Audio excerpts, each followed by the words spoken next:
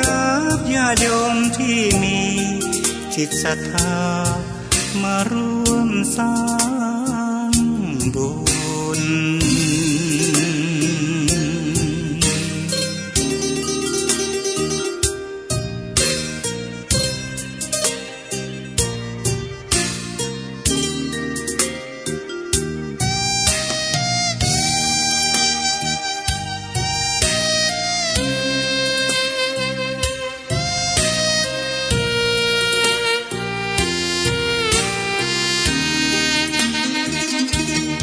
วัดดอยน้อยอยู่กลางยอดดอยโรยต่ออำเภอดอยละออเขตติดต่อป่าสางลำพูนเดินทางปลอดภัยจากเชียงใหม่หรือสายลำพูนยินดีต้อนรับนักบุญมาร่วมสร้างทานบารมีตีสามตีสี่เปิดสถานีฟังตุลุงยองนักเทศเสียงทองชื่อเสียงดังก้องทั่วฟ้าธานีตัวจริงเสียงจริงวัดดอยน้อยแม่จามเทวีต้อนรับญาติโยมที่มีจิตศรัทธามาร่วมสร้างบุญ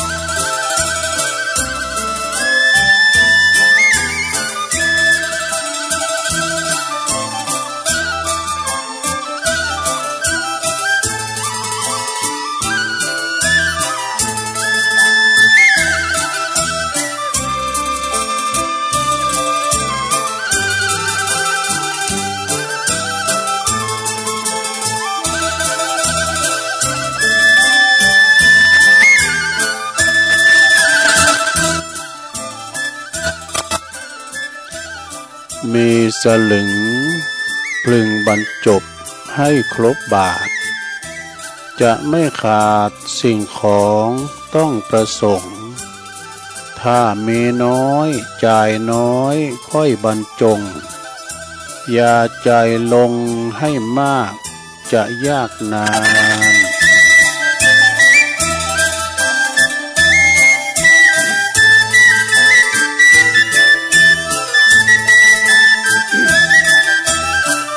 ตื่นเช้าขึ้นมา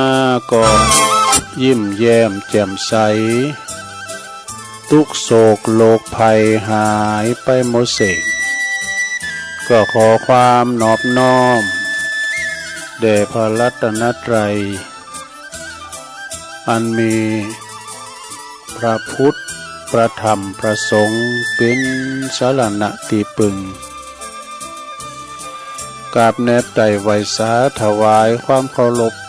มายังครูบาอาจารย์พระมหาเถรานุเถระท่านเจ้าคณะพระสังฆาธิการพระภิกษุสามเณรเจ้าจุโตนจุองค์กูวัดวาอารามพร้อมตึงสำนักสงฆ์ตัวก็เจริญปอนมายังบรรดาปออกไม่ออกศรัทธาตันสาธุชนนักศีลนักบุญคุณดีทั้งหลายบ่ว่าจะเป็นปอหลงแม่หลงปอลุงแม่ป่าตั้งปีป่าหน้าเอาอาศรัทธาตีนจองห้องวัดเฒ่าแก่หนุ่มกำใจยิ่งทั้งหลายเนาะตีฟังกันอยู่ตั้งบ้านตั้งจองตั้งหอตั้งเฮินในเวลานี้นะเวลานี้ก็เป็นเวลาดีตีสามปลายละนะตื่นจืนขึ้นมาแล้วก็มาเปิดวิทยุฟังรายการสเปเหระ ปากินนากะขอนลุงไก่แจ้งรายการเสียงธรรมแสงทองรายการเสียงธรรมแสงทองนี้ก็รับผิดชอบบริหารเวลาดำเนินรายการโดยต้นตัวแห่งอาตมาภาพเก่ากระผมตุลุงนันชัยวัฒนาคเสโนจัดรายการอยู่ที่บุญห้องสงฆ์ของวัดพระธาตุดอยน้อยตำบลดอยหล่ออำเภอดอยหล่อจังหวัดเชียงใหม่มาพบมาปะกันในยามค่ำคืน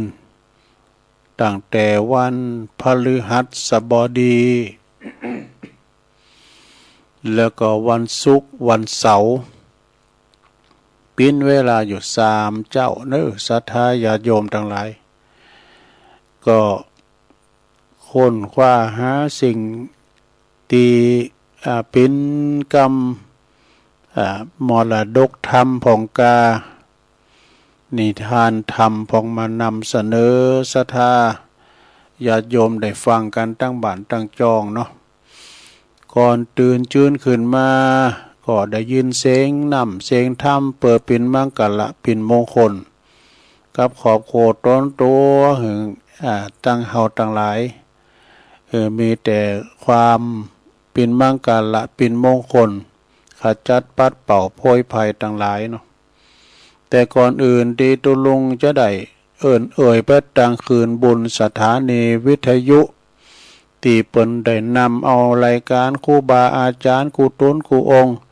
ไปออกสถานีของเปิ้นแล้วก็แพร่พายกระจายเสียงไปให้ตันผู้ฟังหมู่เฮาเจ้าขาตั้งหลายที่อยู่ตั้งบ้านตั้งจองเด้อศรัทธาก็แล้วว่ามีเปิ้นเฮาก็ไม่ได้ยินกันสักน้อยนะเปิ้นก็อดตารับครับตานอนคอยที่จะเกาะก้องสัญญาณ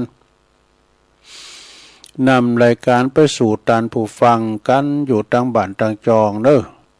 จากนั้นก็เดียวก็คอยมาเอ่ยตอนนี้ไปตุลุงจะไหวพระกันเด้อพร้อมแล้วกราบ1กราบ2กราบ3 อิมินาสกาเลนะพุทธังอภิปูชยามะอิมินาสกาเลนะธัมมังอภิปูชยามะอิมินาสกาเลนะสังฆังอภิปูชยามะอะระหังสัมมาสัมพุทโธภะคะวาพุทธังภะคะวันตังอภิวาเทมิสวากขาโตภะคะวะตาธัมโมธัมมังนะมัสสามิสุปฏิปันโนภะคะวะโตสาวกสังโฆสังฆังนะมามินะโมตัสสะภะคะวะโตอะระหะโตสัมมาสัมพุทธัสสะนะโมตัสสะภะคะวะโตอะระหะโตสัมมาสัมพุทธัสสะนะโมตัสสะภะคะวะโตอะระหะโตสัมมาสัมพุทธัสสะอิติปิโสภะคะวะอะระหังสัมมาสัมพุทโธวิจาจาลานะสัมปันโนสุขโตโลกวิโตอนุตตโลปุริสธัมมัสสาลาธิสัทธาเทวมนุสสานังป พุทโธภะคะวะติสวากขาโตภะคะวะตาธัมโมสันติทิโกอากาลิโกเอหิปัสสิโกโอปันนะยิโกปัจจัตตังเวติตาโปวินโยเหติสุปฏิปันโนภะคะวะโตสาวกสังโฆอุจจุปฏิปันโนภะคะวะโตสาวกสังโฆญายะปฏิปันโนภะคะวะโตสาวกสังโฆสามิจิปฏิปันโนภะคะวะโตสาวกสังโฆญาติตังจัตตาลิปุริสยุคาเนอัตตาปุริสปุคคลาเอสะภะคะวะโตสาวกสังโฆอะหุนายโยปะหุนายโยตักขินายโยอัญจลิกาลนิโยอนุตตลังปุญญเขตังโลกัสสติจะยันโตโปธิยามุเลสักกายานังนันทิวัตันโนเอวังตวังวิจัยโยโหเหจัยยสุจัยยมังคะเลอปัลลาจิตตะปันลังเกสีเสปัตตวิโปคะเลอภิเสเกสัพปะพุทธานังอากาปโตปโมทัตติสุนักตังสุมังคลังสุปภาตังสุโหติตังสุขันโนสมโหโตจะสุยิถังพรหมจาริสุปัทขินังกายกัมมังวาจากัมมังปัทขินังปัทขินังมโนกัมมังปณิทิเตปัทขินาปัทขินานิกาตวนะลาพันตัเถปัทขิเนสัพพิติโยวิวัจจันตุสัพพโลกวินาศตุมาเตภวัตวันตลายโยสุขีติกายุโกภวะอัมภิวาทนาสีลิสานิจังวุตตาปัจจายโนจัตตาโลธรรมาวัฏันติอายุวันโนสุขังปะลังเอาแล้วนอศรัทธาญาติโยมทั้งหลายตุลุงก็ปิ้นเก้าปิ้นโหนำสวดมนต์ไปปิ้นตีเรียบร้อยก็ขอคุณพระติตาไหลรัตนะผ่านแผ่วพระเกี่ยวเจ้าตั้งสามประการเนาะจงโดนบันดาลมาปกป้องคุ้มครองรักษา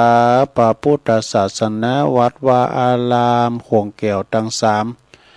มาปกป้องรักษาดูแลครูบาอาจารย์พระสงฆ์องค์สามเณรเจ้าอยู่กับวัดกับวามาเผยแผ่สัจธรรมคำสอนมาปิ้นหนอนเนิ่นนาบุญศรัทธาได้มาทำบุญสักการะปูชากราบไหว้ได้มาปิ้นนำผู้นำในการปกสร้างห่างแป้งวัดวาอารามคุดน้ำบ่อก่อศาลามานำจิตนำใจศรัทธาญาติโยมเขาวัดเขาวาอาบน้ำฟังธรรมปันศีลปันป้อนเนาะพอออกศรัทธาก็เหมือนกันเนอะพอหลวงแม่หลวงเขาก็ขอเหยอยู่ดีสบายบ่มีโรคภัยไข้เจ็บรักษาถาดขันดีๆปิ้นลมโพลมไสของลูกของหลานกันต่อไปตัวหลวงก็ขอปิ้นกำลังอกกำลังใจอีปออีแม่ที่เดินเหินไปไหนตั้งใดบ่ใดก็เอาวิทยุเนี่ยเน้อปิ้นกู่ปิ้นกีมกันไปฟังกันไป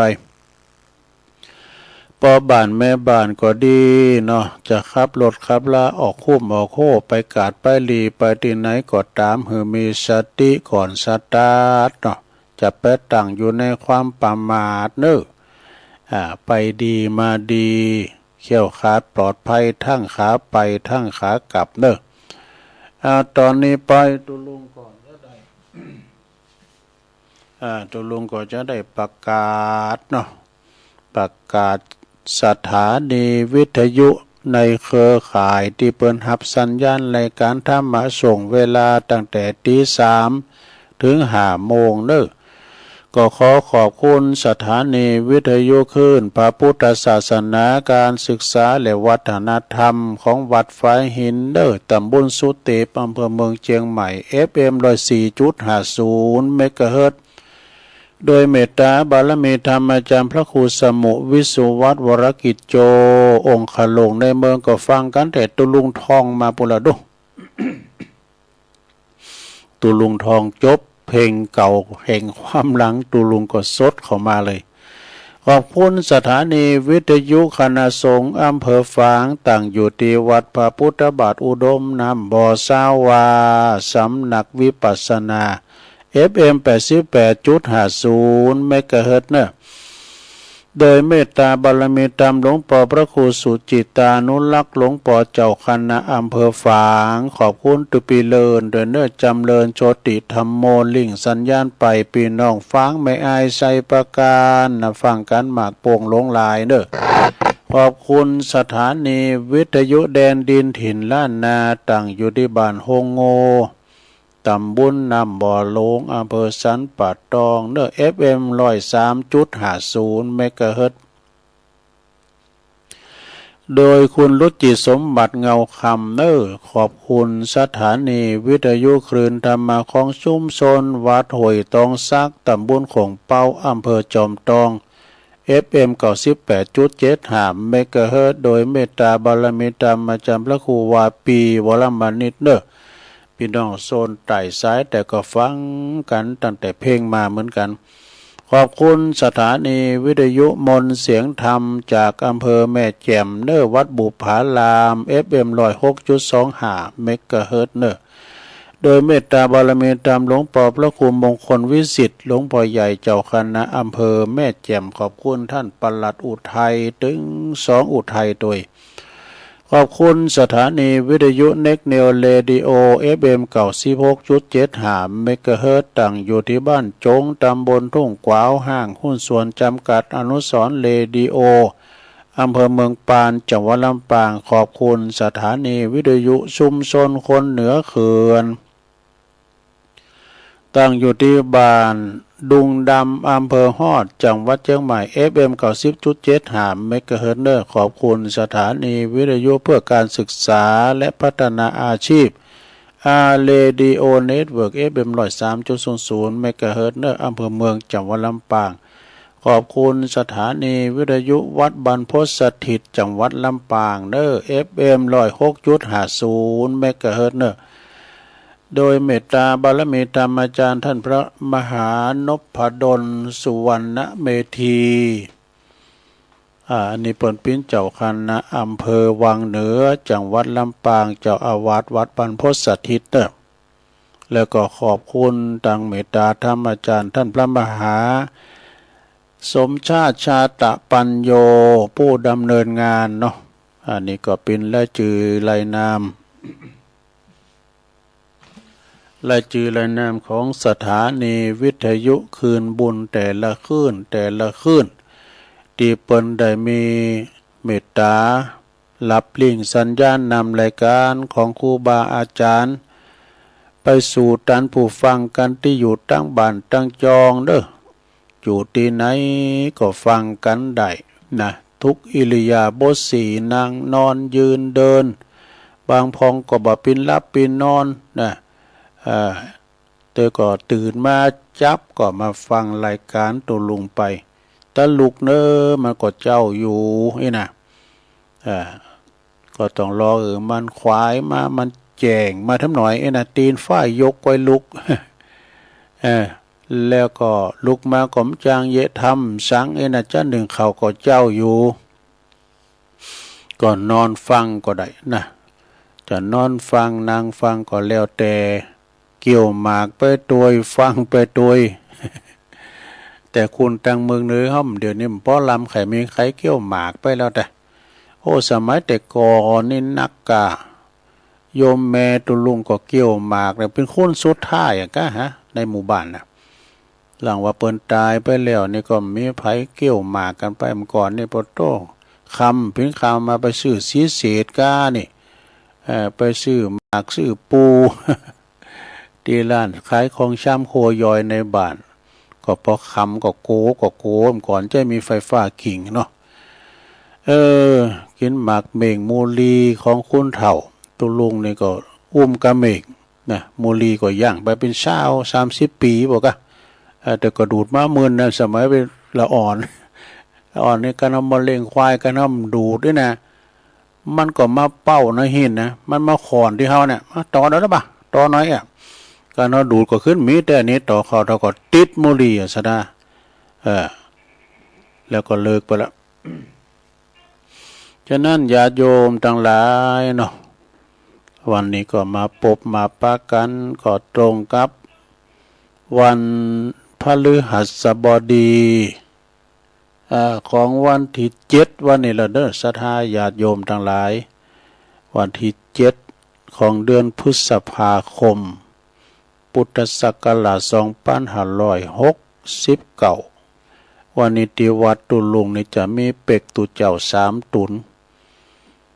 นหนึ่งก็จะอยู่ยาวเด้อ2ตุนก็7วัน9วันไปนี่นะก็สร้างบุญบารมีต่ออายุกันไปเรียกว่าต่ออายุพระพุทธศาสนาไป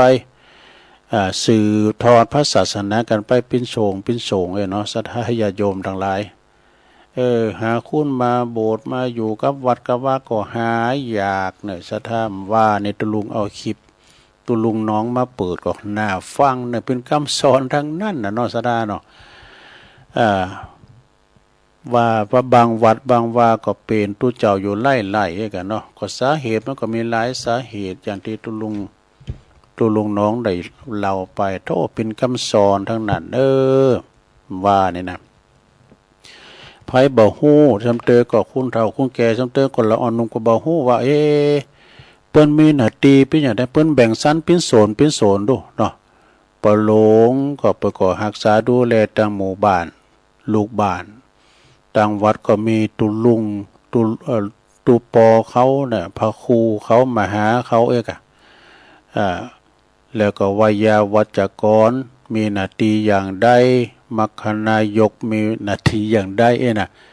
เพิ่นบอกเป็นอย่างโดยเราต้องเข้าใจกันหอมไผหอมมันเด้อจะไปตัดหอมกันตัวเจ้ามีหน้าที่ปกสร้างหางแปลงอบรมศรัทธาปล่อยเปิ้นติมตีน่ะเนาะเอาละตอนนี้ไปจะเอาขอคิดต่างธรรมเนาะหนังสือในหนังสือนานาสาระคำสอนฉบับสมบูรณ์รวบรวมโดยแล้วก็เรียบเรียงโดยปครูศรีนวลแก้วสุขนะปครูอาจารย์เขา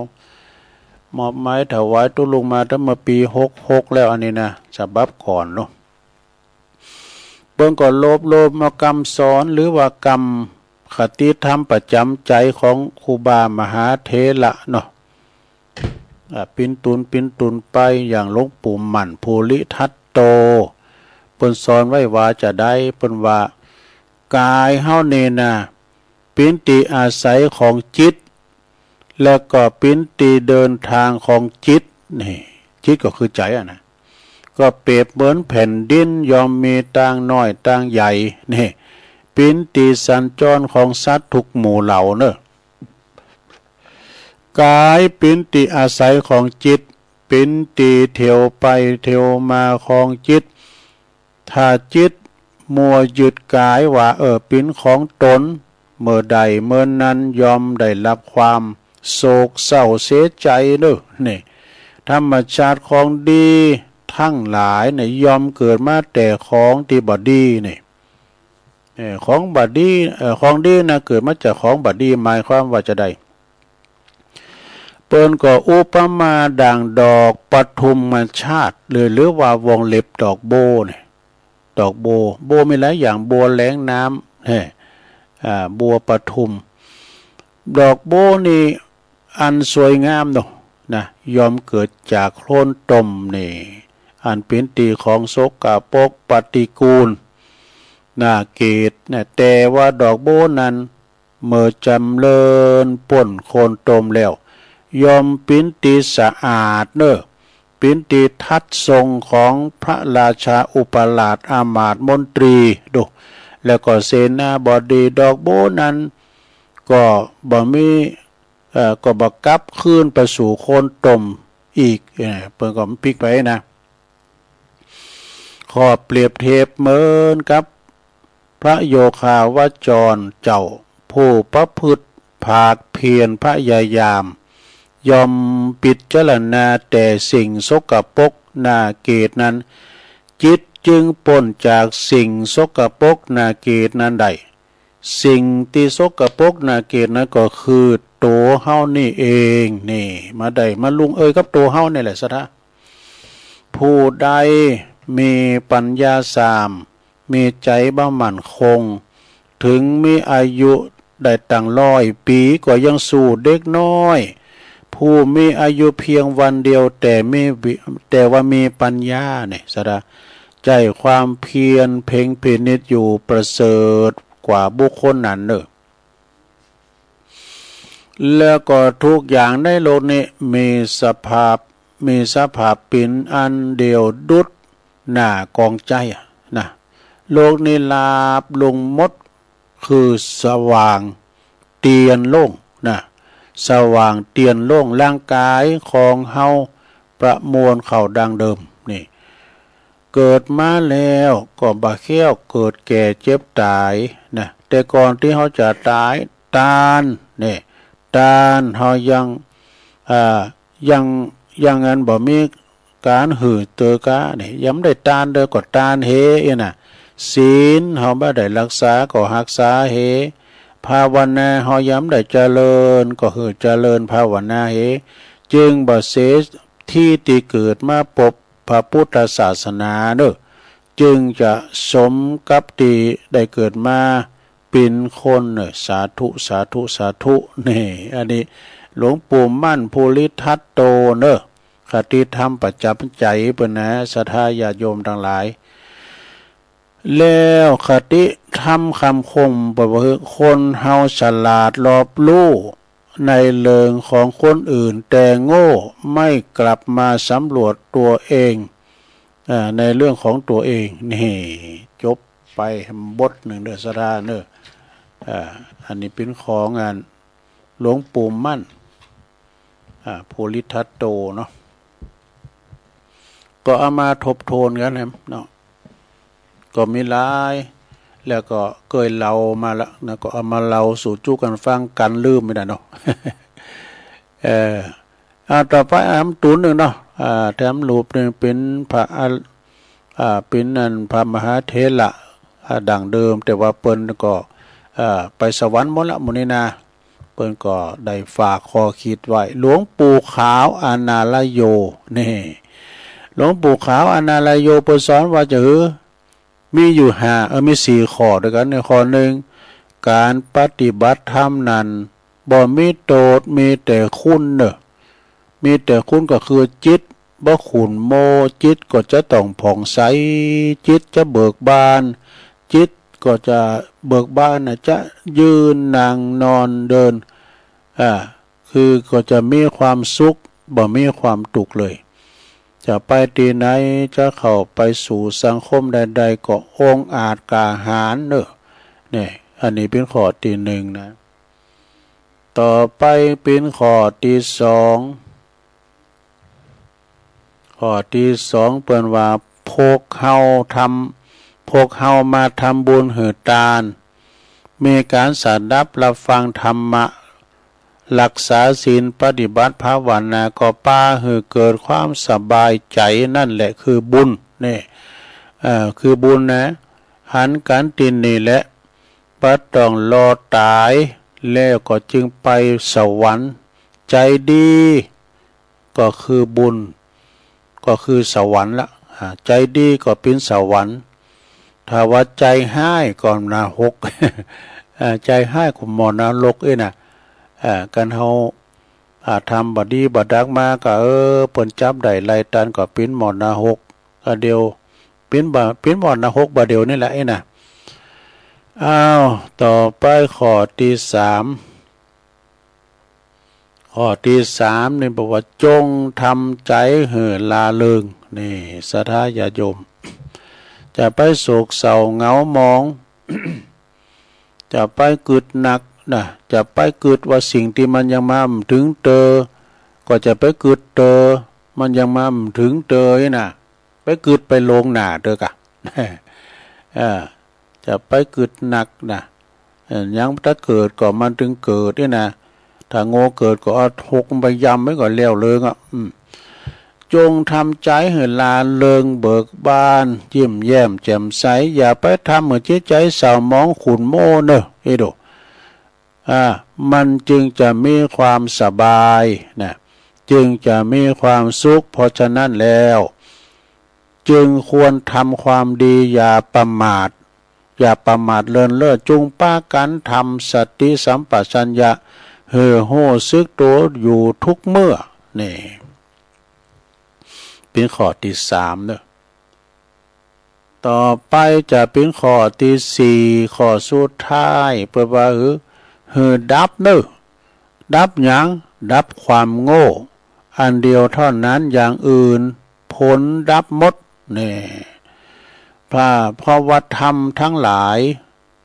ไหลมาแต่เหตุธรรมทั้งหลายคือดีก็ดีชั่วก็ชั่ว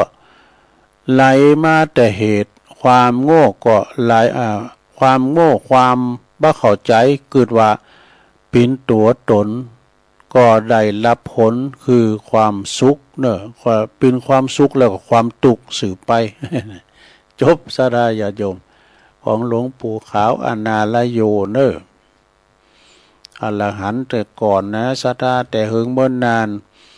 ภาคเหนือเขาก็มีหลายตุนเนอะที่อยู่ในระดับตำนานเนาะครูบาอาจารย์อย่างครูบาเจ้าศรีวิจัยนี่นะสดาวัดบั่นปางเนี่ยดังไปทั่วโลกเนอะมีเจ้าของล้านก้าคนหนึ่งนี่เปิ้นไปอยู่เมืองนอกแล้วคุณเปิ้นไปเมืองนอกกันเนี่ยไปหันภาพครูบาเจ้าสินธรรมติดอยู่หน้าล้านฟังเข้าไปกราบไปไหวก็เลยไปถามเจ้าของล้านพินว่าจุดดึงดูดเนอะดึงดูดหมู่เฮาเจ้าขาตั้งหลายกันไปเมืองนอกกันนะหันภาพครูบาปุ๊บถึงหันแล้วอันนี้ถ้าเป็นคนไทยจ้าอย่าเนาะภาพครูบาเนี่ยบ่ว่าเปิ้นจะหล่อเล้นรุ่นใดก็ตามเด้มันถึงเสียงบ่ว่านะศักดิ์สิทธิ์แต่ไผหันภาพครูบาตกหายที่หาที่นี่เปิ้นเก็บไปไว้หมดเก็บไปไว้หมดอันนี้ครูบาเจ้าศีลธรรมนะแต่กรรมครูบาก็หนักนะในขณะที่ดำรงสมณเพศก็มีคนกันแก่งหลายอย่างเพราะว่าไม่มีมารบารมีไม่แก่กล้าก็ถ้าจะเป็นเต้เนาะศรัทธาเนาะเหลืองใส่เปิ้นต่างๆนาบ่ว่าจะเป็นอุปชัยเถินกามสังกายอันนี้ก็คือตุนบุญแห่งล้านนาเด้อแล้วมีหลายตุนอยู่ครูบาเขาปีก้านี่ครูบาวงในละปูนเมืองลี่เนี่ยมีหลายตุนเนาะแหละครูบาเจ้าเขาปีหลายตุนหลายองค์เมืองละปูนแล้วมาตั้งป่าสร้างนี่ก็มีครูบาเจ้าพรหมมาพรหมจักโกนะท่านเจ้าคุณพระสุพรหมญาณเถระนะวัดพระพุทธบาทตากผ้าตำบลมะกอกอำเภอป่าสร้างจังหวัดลำพูนเปิ้นก็สอนว่ามีคติธรรมเหมือนกันศรัทธาญาติโยมนะเปิ้นสอนว่าบุตรก็มี4-5-6ข้อกันน่ะ เปิ้นสอนว่า1ทำดีเป็นสีแก่โตทำโชพาโตชิบหาย อันนี้ขยายความเนี่ยเตาทำผูกมาเลยนะทำดีไปเถอะนี่ถ้าเราทำดีนี่ ตกน้ำบ่าไหลตกไฟบ่ใหม่บ่เนอะแต่ทำชั่วเนี่ยโอ้กรรมเดียวก็ติดคุกติดตารางไปเอกสระอันนี้เป็นคติธรรมอันดับแรกของครูบาเจ้าพรหมมาเนอะข้อที่สองบ่มีภัยและก็สิ่งได้ที่จะทำให้เฮาเป็นคนดีเต่ากับจิตของเฮาที่ตั้งไว้ชอบดีแล้วนี่ตั้งจิตตั้งใจชอบดีแล้วศรัทธาญาติโยมครูบาเจ้าพรหมมาเปิ้นบอกไว้ตั้งจิตตั้งใจเป็นบุญเป็นกุศลมีภัยที่จะนำเอาหยังมาใส่เขาได้แต่ไม่อยู่ที่จิตที่ใจเขาเนี่ยนะข้อที่สามกูคนนั้นเป็นนายช่างสร้างชีวิตของตัวเองเนอะสุขและทุกข์ในชีวิตประจำวันนะมีผลสืบเนืองมาจากผลของการกระทำของตัวเองทั้งสิ้นโดนะมีชีวิตประจำวันของเดือนวันนี่นะเขาเป็นนายช่างสร้างชีวิตมาเนี่ยแล้วก็สุขและทุกข์ก็อยู่ในประจำชีวิตของเขาสร้างความดีผลดีก็ตอบสร้างผลชั่วก็ตอบอีกนะเนาะอันนี้ก็เป็นข้อที่สามต่อไปเป็นข้อที่สี่เนอะหลวงเนอะผู้ตีตามดูจิตของตนโดยความเป็นธรรมผู้นั้นจักพ้นจากบ่วงของมารนี่เนี่ยเพราะว่าติดตามดูจิตของตัวเองก็คือลมหายใจนั่นนะอย่างอาจารย์พระอาจารย์วรรณชัยชัยยานันโทเพิ่นก็ว่าพอลมหายใจของเฮาจะไปหายใจขว้างบ่ได้น่ะพอลมหายใจได้หายใจก็เป็นบุญแล้วศรัทธา ต่อไปเป็นข้อที่ห้าของที่หาได้ยากที่สุดมีสี่อย่างเริ่มหยังหลงของที่หาได้ยากที่สุดมีสี่อย่างด้วยกันนะหนึ่งข้อที่หนึ่งการที่เกิดมาเป็นมนุษย์นี่ก็เป็นของที่หาได้ยากแสนยากเนอะก็อย่างตุลุงเคยว่าหลายเต๋อว่าคุณเฮาถ้าเกิดมาเป็นมนุษย์นี่ยากแต่โดยมาก็จะไปเกิดเป็นสัตว์ชิงเฮงหอยก็นี่เพราะว่าเดี๋ยวคุณก็เกิดหน่อยไปแต่เด็กละอ่อนเฮาไปพอแล้วมันมื้อนะได้ยินละอ่อนให้เตอหนึ่งโอ้วันนั้นไปช่วยงานที่วัดสันไขยอมพี่น้องดาละอั่งเนาะพี่น้องเพิ่นเรียกว่าพี่น้องไตใหญ่พองกาพี่น้องไตพองกาไอ้น่ะ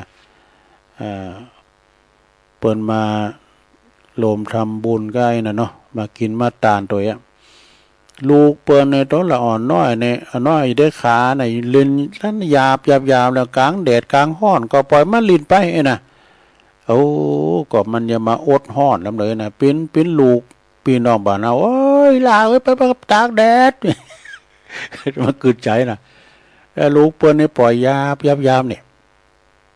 มาด้วยบ่ฮู้ร้อนฮู้หนาวน่ะหุ่นอย่างอี้นะมาดื่มเจ็บไข้ได้ป่วยสักเตือน่ะก็เฮาถนอมเท่าใดมันจะซ้ำมันเป็นอันซ้ำมันเสียเงินเสียทองเด้อนะอันเตอละอ่อนนี่อยู่กลางป่ากลางดอยนี่ขี้มูกย่อยให้พองกานี่ขมิขมอมเนี่ยมาดื่มเมยสักเตือมันสิว่ามันมีเทวดาคุ้มครองให้กันเนาะข้อที่หยังแล้วน่ะ ข้อที่หนึ่งเนาะเกิดมาเป็นมนุษย์แสนที่จะยากที่สุดเลยนะข้อที่สองการที่จะได้พบพระพุทธศาสนานี่ก็เป็นของที่ใดหาได้แสนยากว่ะ หาได้แสนยากนะสนาเนอะเราไปเกิดต่างประเทศที่เปิ้นไม่กินไม่ตานล่ะที่เปิ้นจะเมืองปุดแล้วโอ้ยศรัทธาญาติโยมเขาจะทำบุญก็ว่าได้นะจะไปบริจาคหือทานก็ว่าได้นะอยู่เมืองไทยเฮานี่แหละอยู่เมืองปุดเฮาเนี่ยนะเมืองล้านนาเมืองเหนือเฮาเนี่ยเปิ้นกินได้กินเปิ้นทานได้ทานได้เข้าวัดเข้าว่าปกสร้างห่างแป้งคุดน้ำบ่อก่อกามแป้ง แต่แปลงวิหารข้ามจูพระเจ้านะโอ้ยก็เลยอยู่สุขสบายมีเหตุเพศภัยไล่แรงดูนะน้ำก็ถมใหญ่แผ่นดินก็ไหวภูเขาไฟก็ระเบิดนี่นะไอ้พอบ้านเปิ้นเมืองเปิ้นน่ะปวดโรคขาฟันบันแต้งกันเกิดสงครามด้วยกับพายุเปิ้นเรียกว่าภัยธรรมชาติน้ำโถมใหญ่ก้าสถานเนาะปีนเยอะหมิ่นดูเปิ้นเนาะข้อที่สองบอกว่าได้เกิดมาพบพระพุทธศาสนานี่ก็เป็นของที่แสนหาได้ยากแสนยากนะต่อไปข้อที่สามการที่เราจะมีโอกาสได้มาสัดับและฟังพระธรรมเทศนานะที่เป็นคำสอนของพระพุทธเจ้า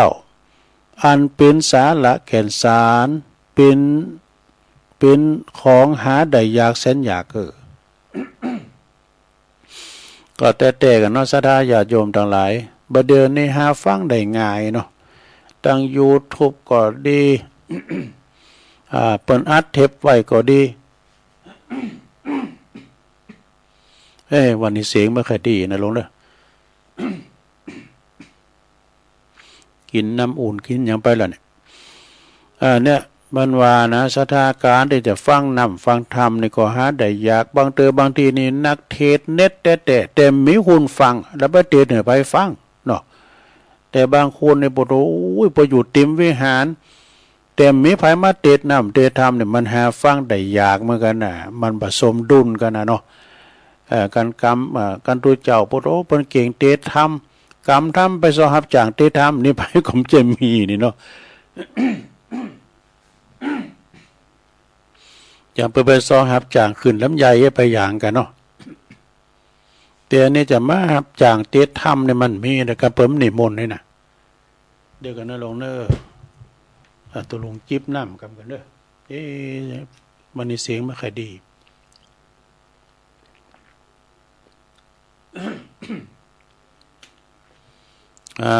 จิบน้ำไปแล้วน้ำก็แอมไว้ข้างเนี่ยในโรงเด้อน้ำยังน้ำจากตู้เย็นเจ้าก็กินน้ำอุ่นละการที่จะได้โอกาสฟังน้ำฟังธรรมมันเดี๋ยวนี้มันง่ายเด้ไปวัดก็นิมนต์ตัวลุงท่าเอ้ยนะอันนิมนต์ไปเทศธรรมที่บ้านก็แล้วเขาทำอย่างนั้นน่ะกันมาอะไรโผล่นี่ไปกับ มันเทศง่ายมาลายโผล่มันก่อนในตัวลุงนี่ก็ว่าไฟฟ้าดับนี่ในที่ว่าใดอยู่ดูเดี๋ยวนี้ใครลืมไปหมดเลย มันก่อนมันว่ามันเนาะเนี่ยศรัทธาญาติโยมทั้งหลายการที่เราจะได้ฟังนำฟังธรรมเนี่ยมันง่ายเดี๋ยวได้ปืดวิทยุก็ฟังได้แล้วก็เดี๋ยวตัวลุงจะเตธรรมกายนครนะจิตตราชพญาเจ้าจิตตราช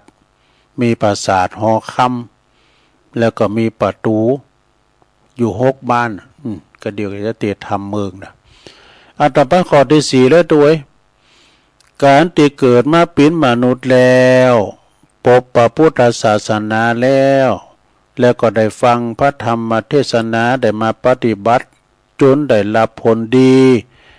เป็นของตีหาได้แสนอยากเหมือนกันศรัทธาญาติโยมทั้งหลายนี่ต่อไปข้อที่6ข้อสุดท้ายของหลวงปู่ครูบาเจ้าพรหมมาพรหมจักโกวัดพระบาทตากผ้าเปิ้นว่าคนโง่เอาใจไว้ที่ปากนี่คนฉลาดเอาปากไว้ที่ใจนี่สระอันนี้เป็นประจำเด้อครูบาเปิ้นว่าอันใดดอกคนโง่เอาใจไว้ที่ปากคนฉลาดเอาปากไว้ที่ใจกำอู่กำจ๋าในการหอมอู่มามันเป็นนายเฮาอยู่เฮาเป็นให้มันอยู่การหาอู่ไปแล้วในบทมันเป็นนายเฮาแล้วนะคติธรรมคำคมของครูบาว่าการเป็นตัวของการเป็นตัวอย่างดีๆมีกายิ่งกว่าคำสอนใดๆนี่อันนี้ก็พิมพ์หนังสือของครูบาเจ้าพรหมมาพรหมจักโกวัดพระพุทธบาทตักผ้าที่อาจารย์ปะหัวอาจารย์ศรีโนนแก้วสุข เปิ้นลิขิตเขียนไว้เปิ้นก็เป็นอุบาสกปฏิบัติธรรมอยู่ที่หันนะที่วัดพระบาทตากผ้าวัดพระบาทตากผ้าเพิ่นก็มีงานนะซะนะเด้อมีตั้งแต่วันที่20ตั้งแต่นั่นมาแล้วก็เปิ้นหาวันหาคืนไปสุดท้ายวันที่9ที่10เพิ่นก็เนาะส่งน้ำลอยพระพุทธบาทตากผ้านี่นะไผวางก็ไปแอวได้วัดพระพุทธบาทตากผ้านี่กว้างขวางเด้อถึงวันนี้ก็มีเมตตาบารมีธรรมพระเดชพระคุณท่านเจ้าคุณพระวชิรภาวนาวิปัสสนาเด้อเปิ้นเป็นตุหลวงสมปานเจ้าวัดเป็นเจ้าวัดวัดพระพุทธบาทตากผ้านี่เปิ้นมาจากปูนใส่ประการก็ฟางกันเนาะเปิ้นมาตั้งมาเป็นสมัยเป็นเนนล่ะเอาให้ทันนึงเนาะซะได้เวลาตุลุงก็ยังมีอยู่ด้วยหลวงปู่ชาสุภัทโทนี่หลวงปู่ชานี่ตุลุงก็เคยไปนะมื้อนั่นน่ะตอนนั้นเปิ้นปินอัมพาตก็หาเนาะไปกับขบวนที่เปิ้นไปแอวกันเปิ้นมีอยู่5ข้อหนึ่งมนุษย์เฮาเกิดมานี่นะก็มีความโลภความโกรธแล้วก็ความหลงติดโตมากูคนน่ะเด้อนี่ท่านจึงสอนให้เฮาฮู้จักบ่ให้โลภบ่ให้โกรธบ่ให้หลงให้ฮู้จักเต็ดใจนี่ให้ฮักห้ามใจตัวเองทุกครั้งที่เกิดมาที่เกิดอารมณ์เหล่านี้นะความโลภโกรธหลงนี่นะให้ตัดอกตัดใจถ้าหากว่าเฮาทำได้ชีวิตเฮาก็จะพบแต่ความสุขอย่างแท้จริงนี่ โลภโกรธหลงนี่นะสดาญาโยมเนาะตัดอกตัดใจข้อที่2กินน้อยนอนน้อยอู้น้อยแต่ทำมากคือคุณสมบัติของนักปฏิบัติแต่ถ้าว่ากินหนักนอนหนักอู้หนักแต่ทำน้อยคือคนโง่ มันปีนกันเนาะข้อที่3นะลงนะข้อที่3หลวงปู่ชาเปิ้นบอกว่าชีวิตเวลาวันคืนลงไปความตายมันก็ไกลเข้ามาถึงวันเหมือนกับไม้ใกล้ฝั่งเนี่ยไม่ไกลฝั่งนี่เก้ามันอยู่ไกลนะบทโตฝั่งมันยะไปโยดไปตัวน้อยคว้าเข้ามามันจะถึงเฮ้ามันได้หมดนี่ก็มาถึงเฮ้ากับปังกระดังเด้อมันไม่ไกลฝั่งโลก ความตายก็ไกลเข้ามาโหจักหยังควรทำหยังควรละวางหยังควรทำจิตใจของตัวเองให้สบายเนอะให้มันสงบระงับแล้วก็อย่าให้มันทุกข์นี่คือคนฉลาดที่ได้เกิดมาในโลกนี้แน่เนาะแล้วข้อที่4การฟังธรรมนี่ การฟังธรรมนี่ก็จะให้เกิดประโยชน์นั้นก็ต้องฟังโดยความสงบเนี่ยบางคนนี่มันนี่เพื่อการล้างเตดน้ำเตดทำเตดทำงานศพก็ตามเด้อเนาะไปเยะเนื้อนาโลเนอลุงทากันแล้วเตดทำชุลานามาเห็นในยังปนกายเศษทั้งปวดตัวเอาขอตุ่มมาเล่กัน เอาขอตุ่มเอาอย่างมาเล่กันเนี่ยปวดตัวขินปีที่นางเนี่ยน้ำป๋าไม่น้ำป๋ามาเหนียมรวยตุลุงทาก็นิติตังกิยาสังวันนาวิเศษสาตากินข้าวต้มตุลุงทาก็บางคมสมเด็จเสด็จติวสังแอนวัดแล้วแต่แพ้ยังมาเล่งเด้อกันเนอะการฟังธรรมเป็นว่าสู้สังละปะเตกันละปะเตพยังลืมไปแล้วการฟังธรรมในจะให้เกิดประโยชน์นั้นก็จะต้องฟังด้วยความสงบฟังด้วยความสงบนะเพราะจิตนี่ก็คือเหมือนกับเทปที่บันทึกเสียงแปลว่าจิตเขาเนี่ยเหมือนกับเทปบันทึกเสียงเนอะ ถ้ามีเสียงอื่นมาปะปนหลบโกนเสียงนั้นก็ฟังบัชัดอันนี้มันมีเสียงแสกดูไปเลยว่าสถานีปักกิ่งสถานีแสกเข้ามาน่ะความหู้ดีจะได้ก็ได้รับน้อยไม่ได้หนักเลยถ้าฟังธรรมในตีสงบที่มีสงบจิตก็สงบนะก็จะมีแต่เสียงธรรมะอย่างเดียวกำอูก็สะอาดชัดเจนฟังได้ง่ายเนาะการฟังธรรมเมื่อเจ้านี่มันดีเหมือนกันนะลงเนอะตัวลงเตะไปดีมเดียวก็ไม่ลงเขาพอลงเขาก็รับไปทำกลมรับต่อไปข้อที่หาสุดท้ายในโลกในเดือนผักอย่างไอ้ก้าวในตะปอจมงงถ้าเฮาชนะตัวเองมันก็ชนะตัวเองนะถ้าเราชนะตัวเองมันจะชนะทั้งตัวเองชนะทั้งคนอื่นด้วยชนะทั้งอารมณ์ชนะทั้งรูปทั้งกลิ่นทั้งเสียงทั้งรสทั้งโผฏฐัพพะเป็นอันว่าชนะทั้งหมดเลยนี่ อันนี้นะเอาชนะตนเองแล้วนะชนะทั้งหมดทั้งสิ้นดูเนี่ยจบลงไปซะละท่านเอาหลวงปู่ฝันอาจจะโลสกรรมเนาะก็ไว้โอกาสหน้าเนาะยังมีหลายอยู่ศรัทธาญาติโยมคติธรรมคำสอนที่มาในหนังสือเล่มเรียงโดยพระครูอาจารย์ศรีนวลแก้วสุขวัดตังดงนิมิตนำดิบน้อยเฮานะก็เอามาเราสู่จูกันฟังศรัทธาญาติโยมทั้งหลายตอนนี้ไปนี่ศรัทธาญาติโยมเสียงตุลุมเจ้าหายไปกินน้ำมาขึ้นยังแควนมาก็เดี๋ยวตุลุงเจ้าผักเสียงไอ้กำหนึ่งก่อนก็เดี๋ยวก็มาฟังกันต่อในชั่วโมงที่2ยอบอย่างกับเดียวกันนอกศรัทธาเนาะเจริญพร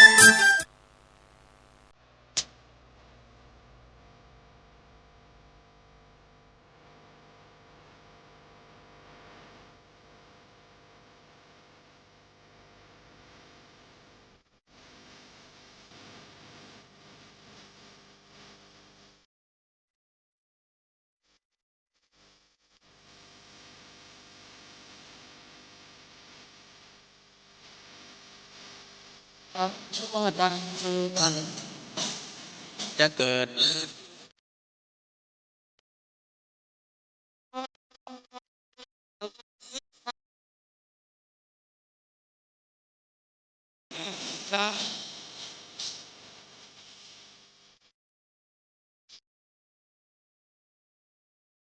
เป็นปอยปุวันปีคนดังกัน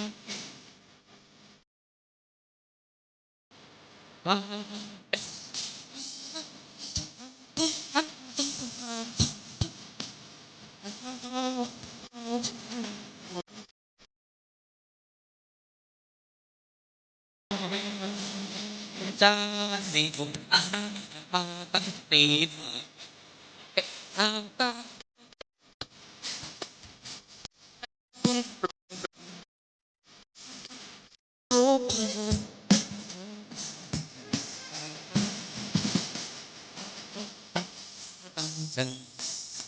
จะเกิดเลิก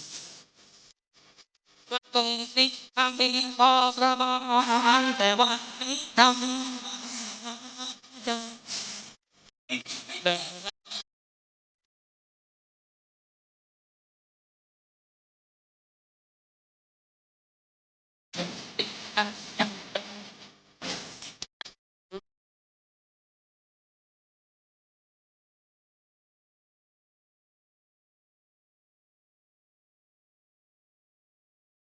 ช่วยจริง รักษาสิ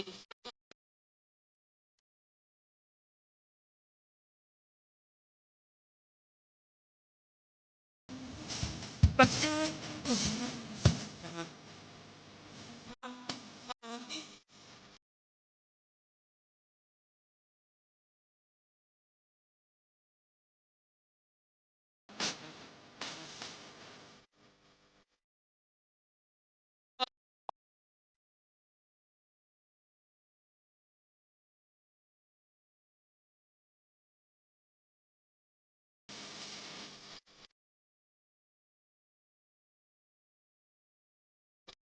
เอ็นดิ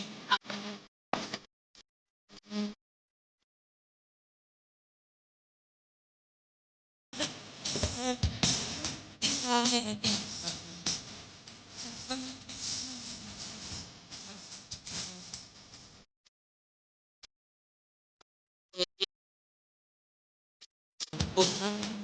มันมัน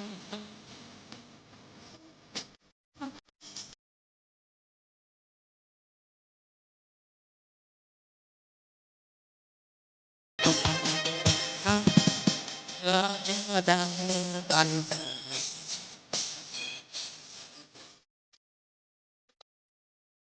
พอสมานวันทำใจหมู่เจอเลย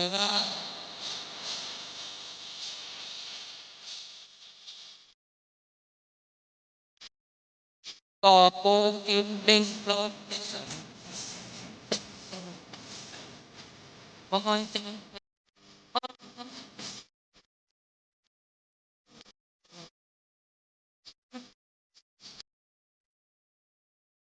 ียมกับบ่อยมอดาลาสัตว์มัน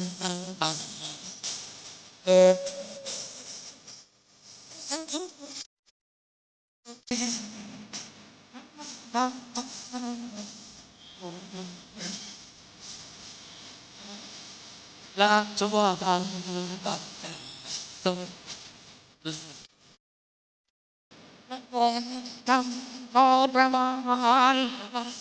ทำใจ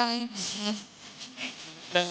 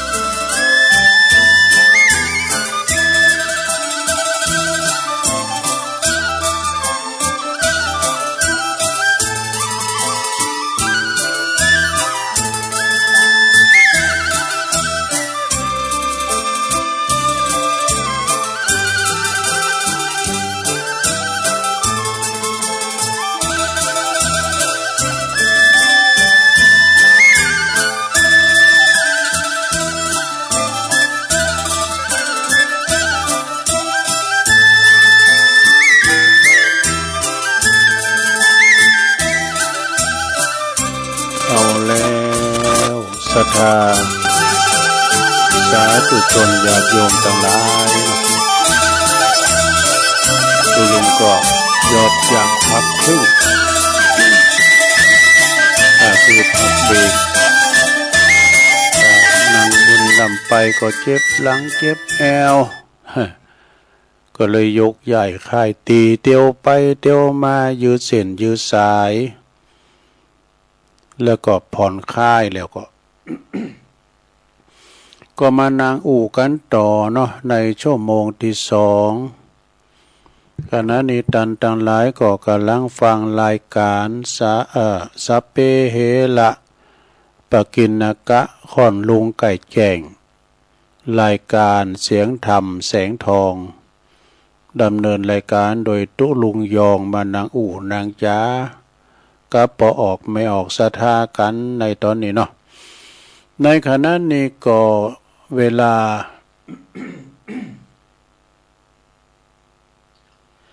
เวลาตี 4 กับ 6 นาทีหลง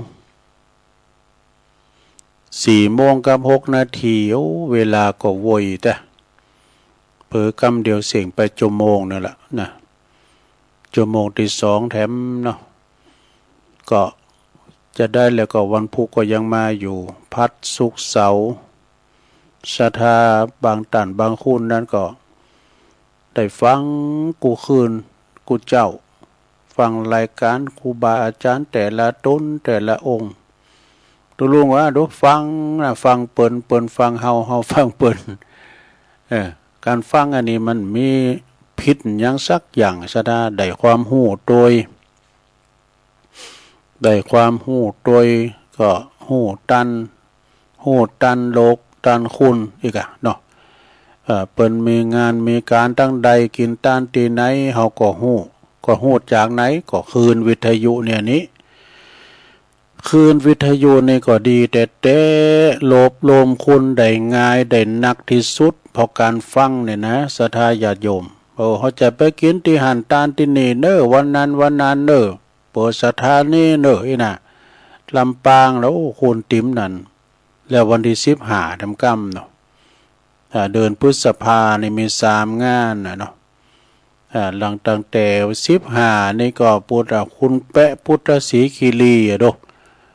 19ก็ปุ่นนะพุทธวัดพระบาทพระธาตุม่อนจอมพอครูบาหลวงปู่ดอย30ก็ที่วัดม่อนห้วยแก้วเนาะก็ย่ำถึงอ่านข่าวสารงานบุญในตัวนะมันสลัมไปเป็นยังก็เดี๋ยวอ่านน้ำตองศรัทธาญาติโยมทั้งหลายตึงมืดตึงวันนี่ก็แดดก็ร้อนแต่อากาศตั้งนอกตั้งปางก็อากาศก็แดดแผดเผาศรัทธาจะไปตากแดดล่ำไปตากฝนบ่เดียวนี่ก็ตกก็มันจะตกธรรมดามีลมโดยมีเฮ็บด้วยเนี่ยสำเตือนนะวันนั้นไปหาข่าวคลิปเนาะคลิปเนี่ยต่างใดต่างอีสานบ่ต่างใดหมดเนาะฟ้านี่ฟ้าผ่าโง่ตายไป13ตัวดูเจ้ามันนี่ฟันสลายนะเป็นดีอินดูบ่น่ะอันนี้เอาตัวกระไผ่เนี่ยไปลองเล่นกระไผ่ก็มันไฟสายไฟฟ้าสายไฟฟ้าฟาดพวกนี้เนาะเนี่ยเพิ่นว่าขนาดกลางโรงแจ้งนะซะดา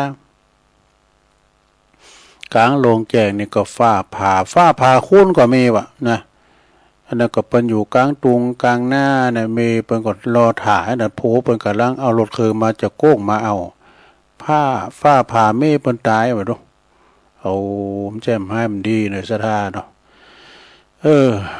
อันนี้ก็แล้วแต่เนาะกรรมไผกรรมมันที่จะมาหลังจะมาตายอย่างอั้นจ้าอย่างเอาไปที่ไหนที่แพะที่ป่าก็ตามเลยนะแต่ไปอยู่ก็ไม่โลงก็ไม่ใหญ่มันจะฮักจะกูด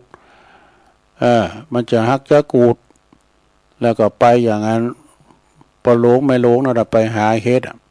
ฝนตกฟ้าห้องก็ไปย่างอยู่ปื้นก็ไม่โลงเนาะก็มีมากูนตีนขย่องและหน่อยนี่บัง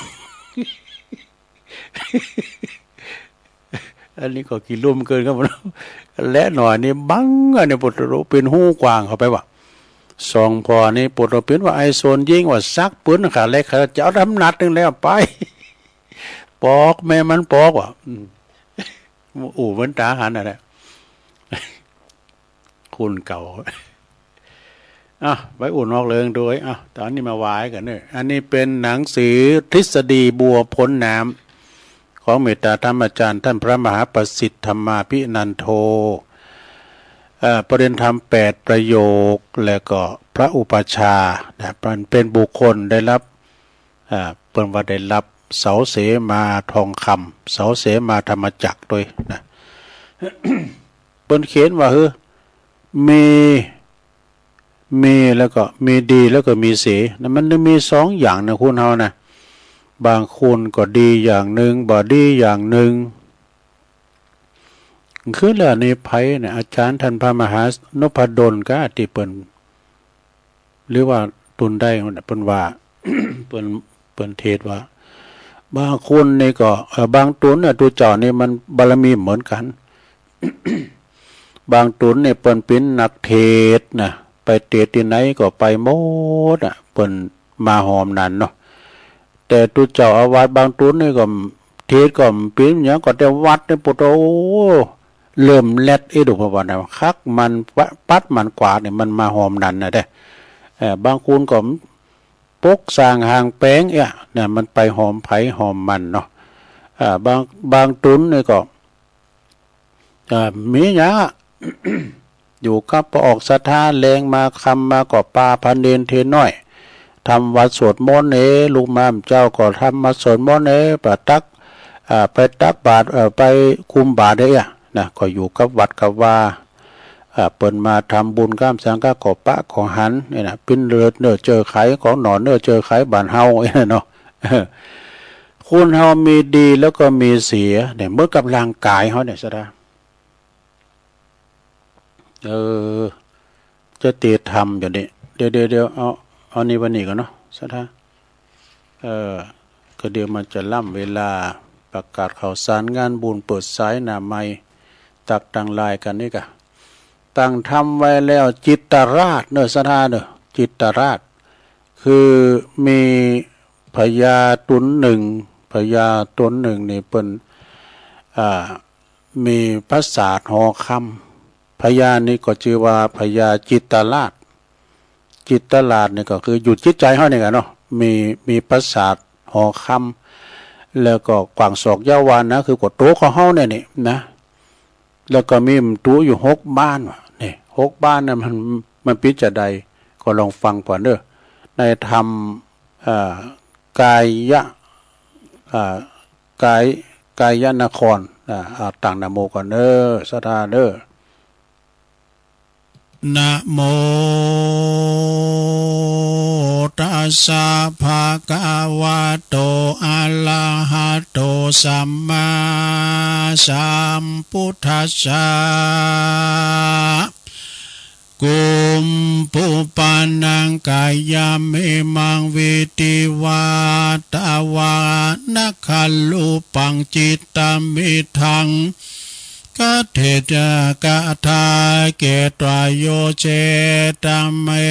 ตังปัญญาวุฒเทนะจิตัญจาระเขอันเนเวสโน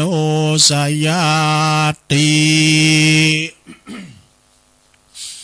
สัทธโวดุลาสัพปุริสัตทั้งหลายทั้งหญิงใจน้อยใหญ่ผู้มักไฟตั้งตา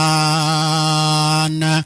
จึงสลาการมวลหมู่อันมีอยู่เกหาสวะวังลาเป็นเตื้อย่นมีใจไฟเอื้อตั้งบุญนะมีสินหนุนบ่ขาดมาสันนิบาตฟังธรรมฟังแล้วจือจำเอาไว้เอาเป็นไม้ไต่น้ำตาง ลัดดงขวางคุ้มยายาเมื่อพลากหน้านาลานีบุญนั้นเรามีสร้างก่อจักมาเป็นเขาจักเป็นเข้าหอไปกินมาเป็นอาจินลอดควายตามตั้งไตดงดำเป็นสาเป่าคำบาเสดนำเมื่อเกิดดีได้สุขีชื่นจอยสมฝ่ายหอยการเน่งในเราจะไขบอกกล่าวให้รู้ข่าวกิจการอันคนสงสารโลกไตขวาดรู้ไว้ตามเมตามกรรมปีแต่เก่าอันนักปราชญ์เจ้าอาจารย์ในโบราณแต่ไทยสืบไว้นำมาขอสัทธาจูผู้จงพลัมรู้ยาวไปแปลงใจใสตั้งมานะติดสอดดันต่ำทำบัดนี้แดดเตอกิละดังได้รู้มานิสัยยังเมตตาไทยชื่อจิตตลาดอยู่ในภาษาเจียงคานสุขสำลานจื่นจอย บ่อต่ำก้อยเครื่องขี่เสวยปุลีเป็นหม้อกว้างได้1 ศอกยาวได้1 วาวัดหลวงหนาคืบใดใครบอกไว้ดีลีส่วนประตูมี6 ย่องคืนคนขึ้นล่องไปมามีเสนามากเต่ามาเวทเฝ้าแห่นกันเจ้าหอจันทิลาดเต้าหอจันทิลาดก็บ่ประมาทลาสาลิลอมมาหาข้าวของ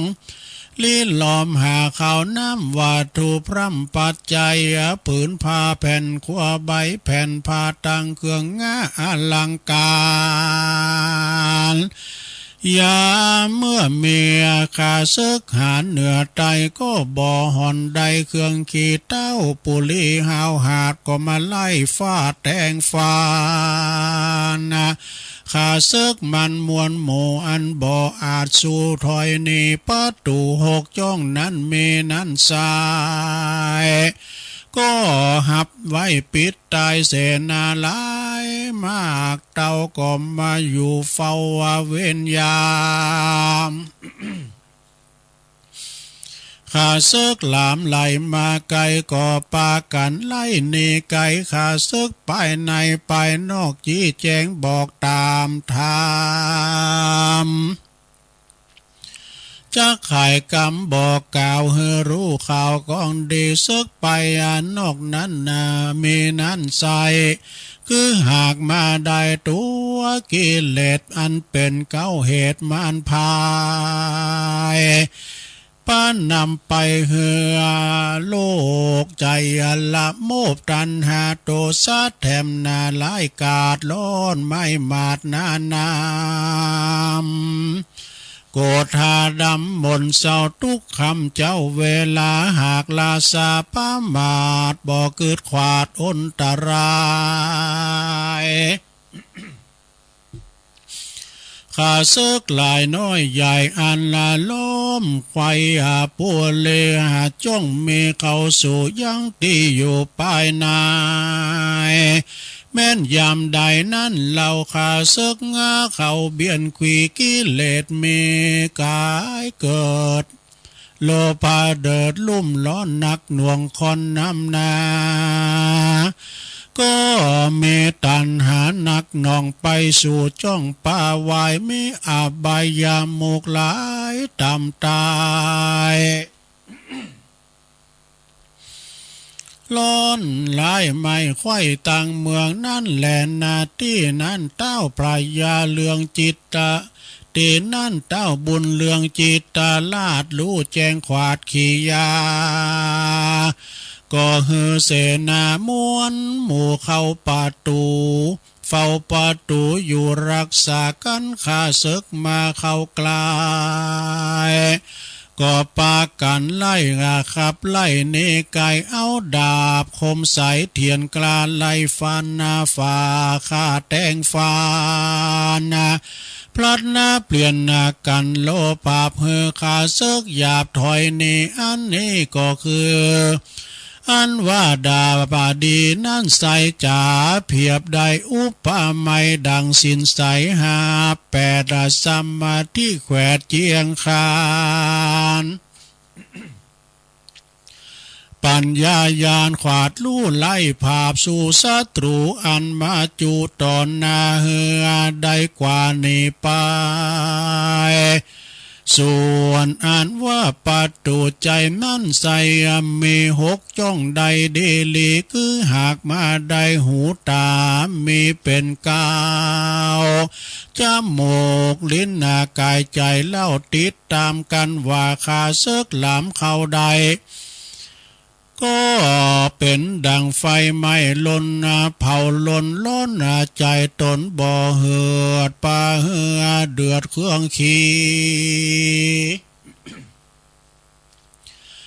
ตาวาปุลิจิตตลาดกอมบ่ปั้มมาดลาสาหือเสนามวลหมู่พลัดเวียนกันอยู่เว้นยาม จี้ฝ่ายตามแจงส่องไข่จูห้องเมืองหลวงเหือคนปันปวงน้อยใหญ่อับทวนนาไข่ยิ่งใจเมดาผายเทียนกลากองคือได้มีสินหากับตัวอย่าเมามัวโลภมากเหือพิษจากกองทำหลีกเว้นกรรมตั้งหาอันถอยอาจาสามมันจักเจยบานจื่นจอยสมไฟหอยกะเน่งไหนแลนนาอันว่าเวียงใจนิสายอุปมาใดดังตัวเราเพียบเตรียมเอามาสร้างเป็นเมืองบอกกวางจีบอกนากวางใดนึ่งศอกยาวใดนึ่งว่าวัดหลวงนาคืบนึ่งได้กันนะว่าตัวเราเนี่กันว่าตัวเราเนี่ใส่ประมาทบ่เกิดขวาดอันตรายมีขาเซึกลายมวนหมู่เข้ามาสู่ไปในจักป่าเหือใจแตกมังกาทำบาปสร้างว่าเวรกรรมบาปมัวดำถอยไล่บาปป่าตุกต่ำไตอเวจีตัวเหล่านี้ดีกะเก้าเหตุตัวเรานี่รู้ดีเก้าเหตุเกือว่าตัวกิเลสภัยมานะก็อย่าได้หือมาปานของใดหลีกเว้นไว้ไกลนี้ลอยว่ามันมีอยู่ก่อนก่อเข้ามาลี่ซ่อนภายในจุงเอาสินสายวิเศษไล่ออกจากเขตกายาเอาสติมาตั้งมันพิจารณาสันอาการเมสติปัฏฐานทั้งสี่รู้แจ้งทีขียาเมกายานุปัสสนาเป็นเกาเวทนานุปัสสนาเล่าติดตามจิตตานุปัสสนางามแจ้งส่องธรรมานุปัสสนาปองในใจเอาสมาธิไขตั้งมันเพื่อเหือได้เจยบานจำเลินจานตั้งสี่หือแมนตี้กองเดลบหลีกหนีกิเลสหือพ้นจากเขตอบายและนา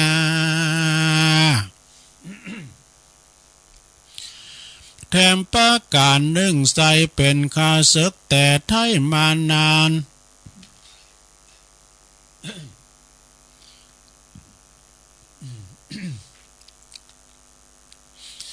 แถมประการหนึ่งใสเป็นข้าศึกแต่ไทยมานานมีกับแม่สงสารโลกลาสัตว์ทั่วหน้าโลกี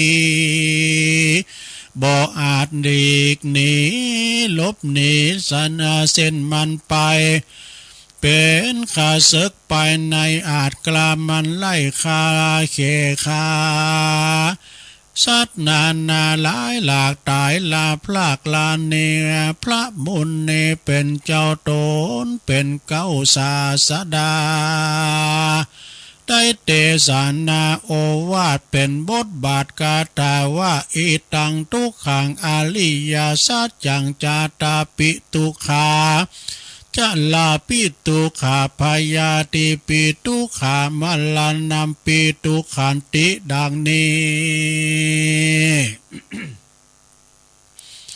กำเก่าจีนี้นาหากเป็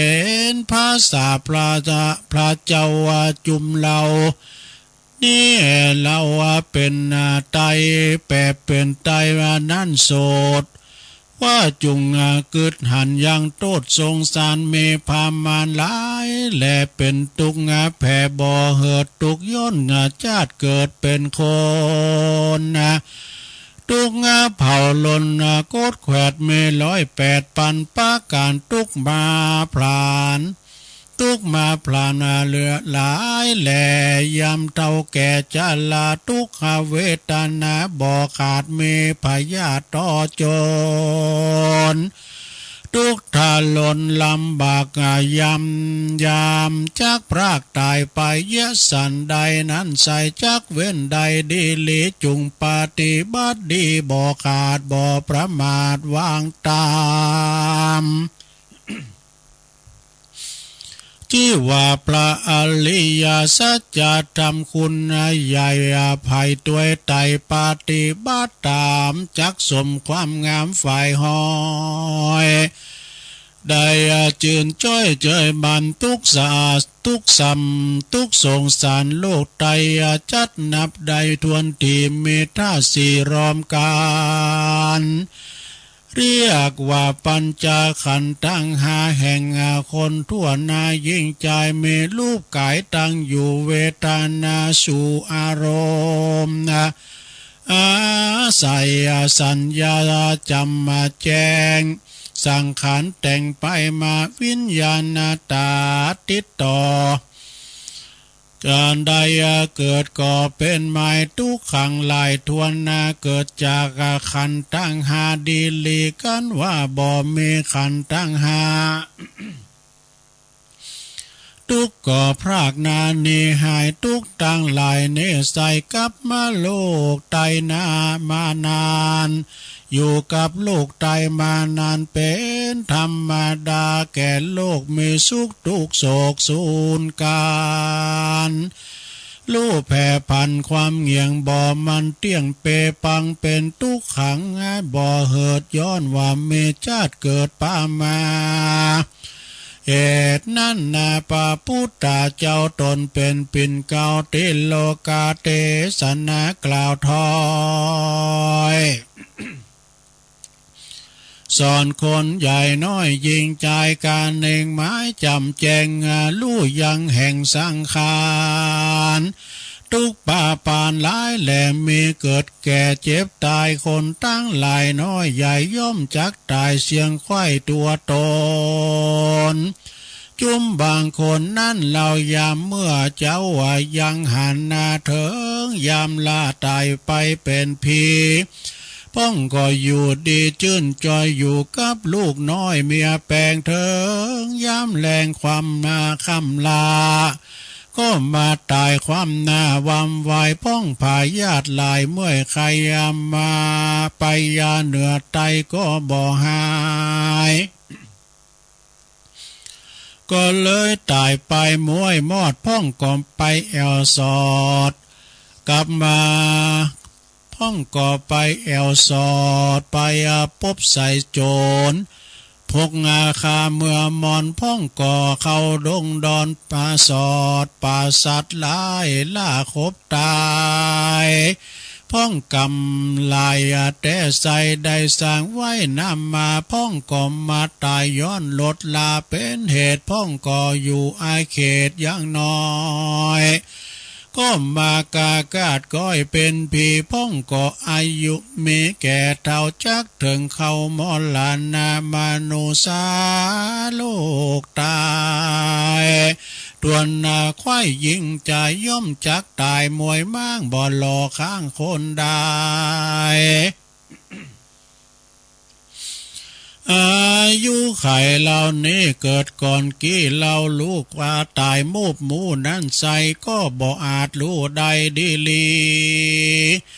สิ้นดวงดีอย่าขาดอย่าได้ประมาทวางใจว่าอายุขาย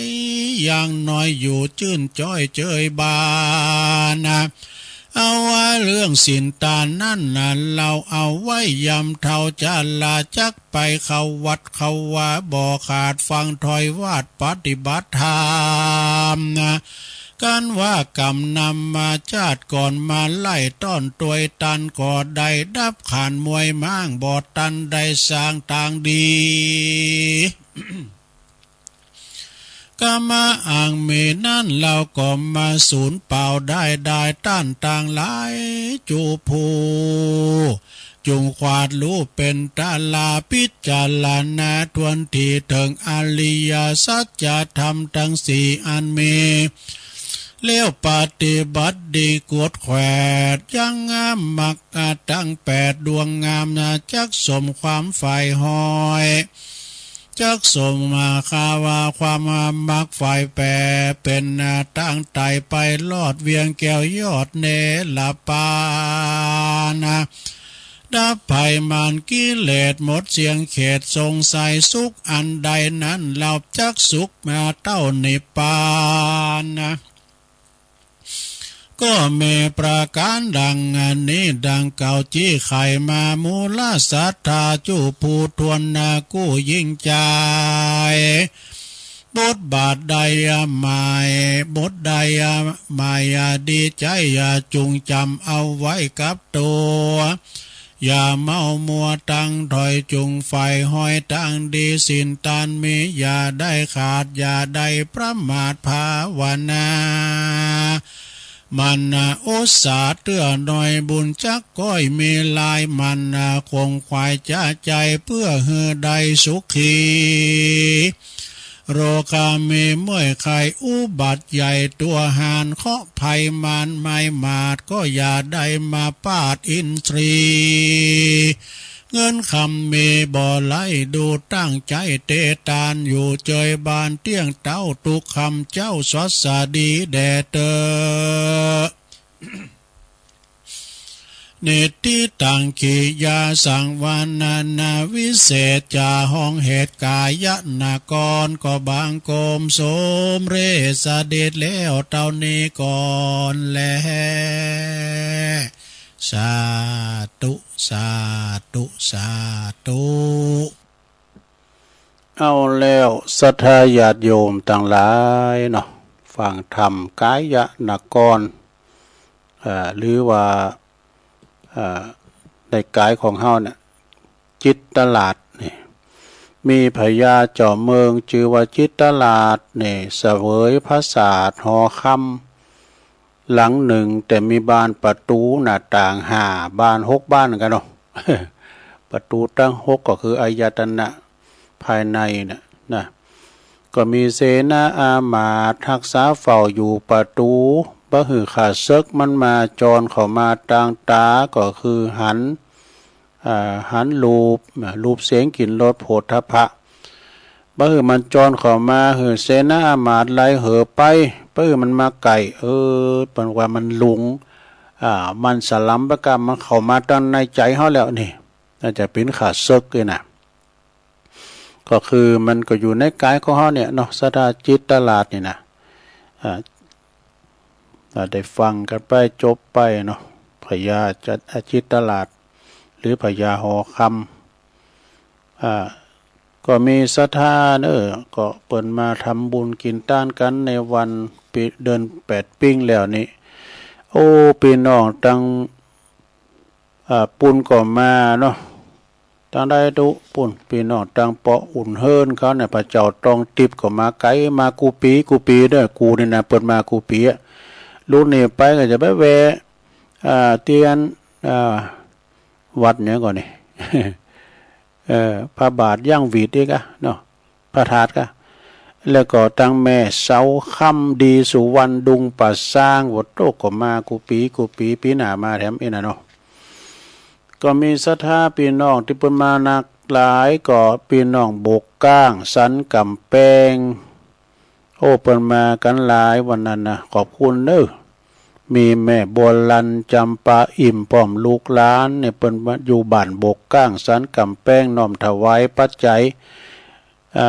ปีนต้านหนึ่งในวันงานดำหัวปีใหม่ตัวลุงยองไอ้ดอกพระธาตุดอยน้อยโอ้ขอบคุณนะแม่เด้อแล้วก็แม่สุมอนุวงศ์พร้อมโดยลูกหลานถวาย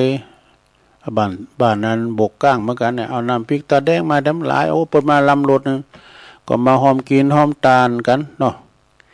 เอาน้ำพริกตาแดงกัมจังก้ามาเนี่ยน้ำพริกตาแดงไปก่อนลำนะคณะแห่บกก้างศิลป์ไปก่อนแห่โมนด้วย ขอบคุณหลายๆนะเอาปอนนั่นก่อนเนอะเอาปอนทำถึงหลงถึงหลายก่อนเนอะจิตตลาดเอาปอนกันก่อน สัพปิติโยวิวัจจันตุสัพพะโลโกวินาศตุมาเตภวัตวันตรายโยสุขีติคายุโกภวะอภิวาทานาสีริสนิจังวุธาปจายโนจัตตาโลธรรมาวาตันติอายุวันโนสุขังปะลังเอาแล้วอนุโมทนาเนอกับสายทางบุญกับพี่น้องศรัทธานาบุญเฮาแต่มาโฮมกินห้อมตานกันในว่าวันเดือน8ปิ้งที่ผ่านมาเนอะตอนนี้ไปตุลุงก็จะขออนุญาตเนาะประกาศข่าวสารงานบุญให้ครูบาอาจารย์นี่กันเนอที่เปิ้นขอประกาศงานข่าวสารบุญกุศลก็ในวันที่เก่าที่10เนอะศีลหน้านี่เนอะสดาญาติโยมถึงวันนี้ก็เพิ่นก็มีถึงวันน่ะที่วัดพระพุทธบาทตากผ้างานประเพณีส่งน้ำลอยพระบาทก้าในส่งน้ำพระธาตุก้านี่ก็ปากันไปเนอะวันนี้ก้าเพิ่นจะแห่ขบวนนะสดาญาติโยมวันที่7วันนี้ก็เพิ่นจะเดินขบวนกันตั้งแต่เทศบาลไปนะขึ้นไปบุญดอยเปิดมีขบวนอันยิ่งใหญ่เนอะอันนี้งานนี้ก็เป็นงานใหญ่ประจำอำเภอป่าสร้างเอาด้วยแล้วก็ที่วัดปุณณะวัดวัดนั้นตั้งพุทธาบ้านหง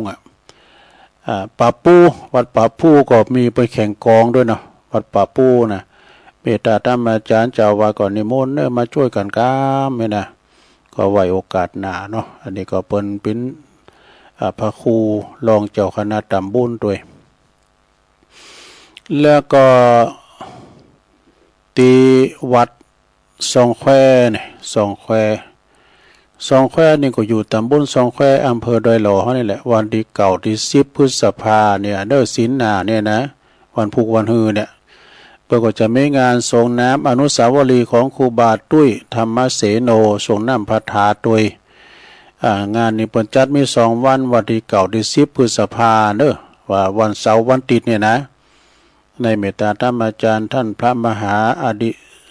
อดิศักดิ์เนาะพร้อมด้วยคณะศรัทธาเตียนวัดสองแควนี่ก็คุณนาคุณหลายเปิ้นวันที่เก่านี่มีซอของคณะไอจูขีเมงเนอะเพื่อจะไปซอเป็นสีสันในงานนะวันที่10เนี่ยก็มีแข่งกองโลงด้วยอีกที่วัดสองแควเนอะเมื่อคืนก็มีย้อนยุกด้วยนะก็ไปกินไปทานกันวัดที่หาดเปิ้นกว้างนะคุณก่อนนักก่อนหลาย2 หมู่บ้านกันดูบ้านกลางก็ดีบ้านสองแควก็ดีเปิ้นมี2 แก่กันนี่เนาะต่อไปก็วันที่15 พฤษภาเด้อ6 เก่าก็เจิญโลมทำบุญจะลองอายุวัฒนมงคล60 ปีของอาจารย์วรรณชัยชยานันโทวัดพุทธศรีคีรีเนอะวันที่15นะ15 พฤษภาเนอะปีนี้อาจารย์เปิ่นครบ60 ปีเปิ่นทำบุญใหญ่นะครูบาอาจารย์ก็จะนัก60 ปลายกันนะดูตั้งแต่เมืองฝางบนเมตตาธรรมหลวงปอพระครูสุจิตานุรักษ์หลวงปอเปิ่นก็จะมาตั้งสายวิทยุแถมเมื่อกันนะที่วัดพระพุทธศรีคีรีเนอะคุณแปะปุ่นนะตามบุญจะร้องอายุวัฒนมงคลโอ้คุณจันหนักจะหลายเนาะศรัทธาญาติโยมทั้งหลายก็เจิญเนอะพระจะไปหับปิ้นเจ้าภาพสังฆทานพระจะไปหับปิ้นโรงทานก็ดีก็เจิญกันได้เนอะในเมตตาธรรมอาจารย์พระครูท่านพระอาจารย์วรรณชัยชยานันโท15 พฤษภาก็ไปปะกันเนอะต่อจากหันก็วันที่19 พฤษภาเนื้องานจะร้องอายุวัฒนมงคลของหลวงปู่ดอยโดยเนอนะหลวงปอพระครูปฏิภาณธรรมทินวัดม่อนจอมพอปุณณาเตียนเวงป่าเป่าบนเนอหลวงปู่ปนีเป็นพระผู้ใหญ่มหาเถระเนี่ยเปิ้นกินเปิ้นตานที่ไหนก็ไปเมืองฝางก็ไปที่ไหนก็ไปหมดใจเกินร้อยเปิ้นแอวบางห่างหน่อยแข็งแรงจะไม่สืบชะตาโลงเด้อศรัทธาเด้อที่วัดอาจารย์วรรณชัยก็สืบชะตาโลงด้วย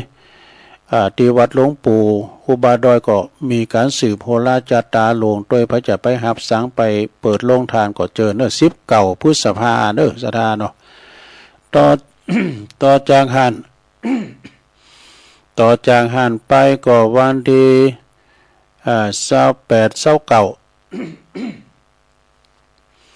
28 29พฤษภาก็สงน้ำรูปหล่อ100 องค์ของครูบาเจ้าดวงแก้วยานวิชัยโยวัดปากล่องเนอตำบลนำดิบอำเภอป่าซางเพื่อจะมีขึ้น28 29 2 วันกันเนอะงานนี้ก็เพิ่นจัดให้มีหลายอย่างมีซอตลอดวันเนอะมีคณะแห่คณะลุ่งนิมิตศิลป์แล้วก็มีมวยด้วยเนอะมีมวยด้วยมีย้อนยุคมิวสิกนี่มิวสิก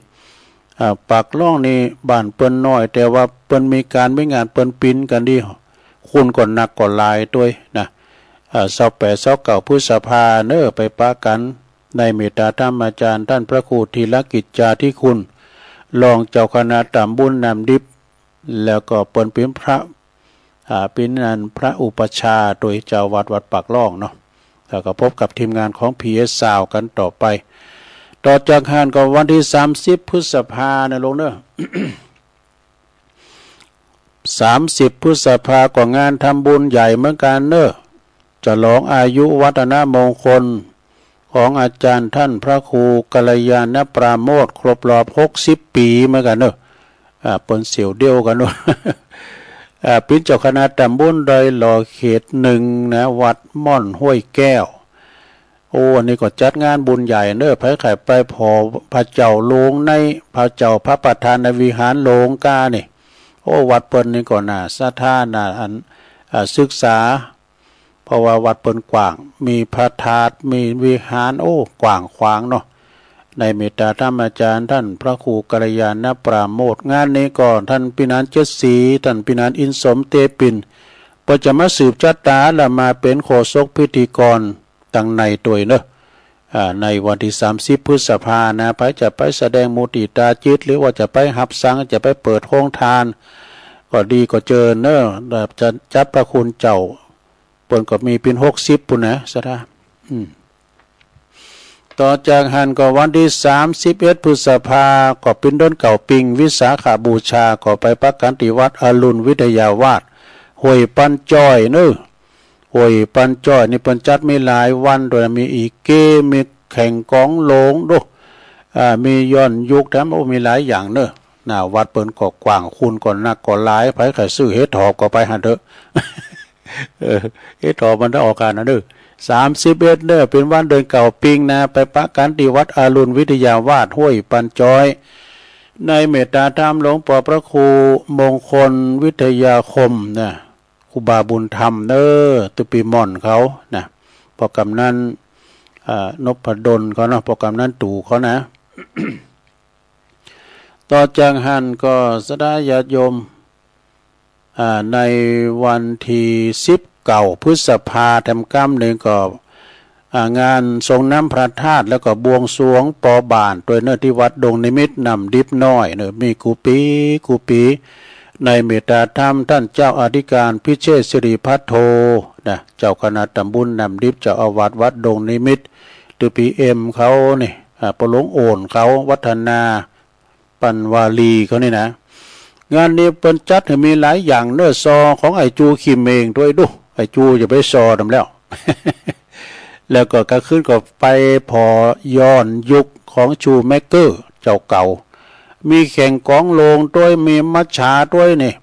โทษที่วัดดูในมิตรนี่เปิ้นมีความสามัคคีกันแล้วก็เป็นลมมณียสถานวัดเปิ้นมีก็ไม่โลงเองนะสนะมันห่มเย็นดีนะดีวันที่19เนอะสนะเด้อ19 พฤษภาก็ไปปักกันที่